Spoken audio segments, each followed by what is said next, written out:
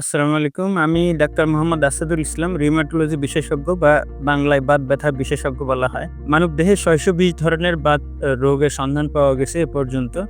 এই ৬২০ ধরনের বাত আমরা কিভাবে বুঝি বা কি লক্ষণ দেখা দিলে আমরা একজন বাত ব্যথা বিশেষজ্ঞ বা রিউমাটোলজি বিশেষজ্ঞের শরণাপন্ন হব?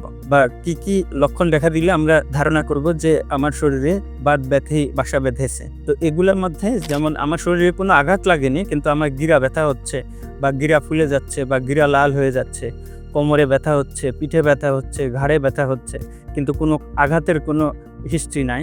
এরকম যদি হয় অথবা আরো কতগুলো সমস্যা যেমন পায়ের পাতাল ব্যথা বা গোড়ালিতে ব্যথা বা চোখ ব্যথা হয়ে লাল হয়ে যাওয়া, চোখে ঝাপসা দেখা, মুখ শুকিয়ে আসা, গায়ের চামড়া টাইট হয়ে যাওয়া, হাতের রং পরিবর্তন হওয়া ঠান্ডা পানিতে হাত ডুবাইলে, এছাড়াও ঘন ঘন পাতলা পায়খানা হওয়া, এরপরে শরীরের বিভিন্ন জায়গায় ব্যথা হওয়া, গায়ের মাংসপেশিতে ব্যথা হওয়া, পা চাবানো কামড়ানো, হঠাৎ করে রাতের বেলা ঘুমের মধ্যে পা শক্ত হয়ে ঘুম ভেঙে যাওয়া, এ ধরনের বহুবিধ সমস্যা একজনের যদি হয়, যার আঘাতের কোনো লক্ষণ নাই কিন্তু এ ধরনের সমস্যা হচ্ছে, তাহলে সেখান থেকে আমরা ধারণা করতে পারি যে তার এক ধরনের বাত ব্যথা তার শরীরে বাসা বেঁধেছে। এ ধরনের সমস্যা হলে আপনার যেকোনো একজন রিউমাটোলজি বিশেষজ্ঞ বা মেডিসিন বিশেষজ্ঞ কিন্তু বাত ব্যথার উপরে যার অভিজ্ঞতা আছে, এরকম ডাক্তারের কাছেও আপনারা যেতে পারেন।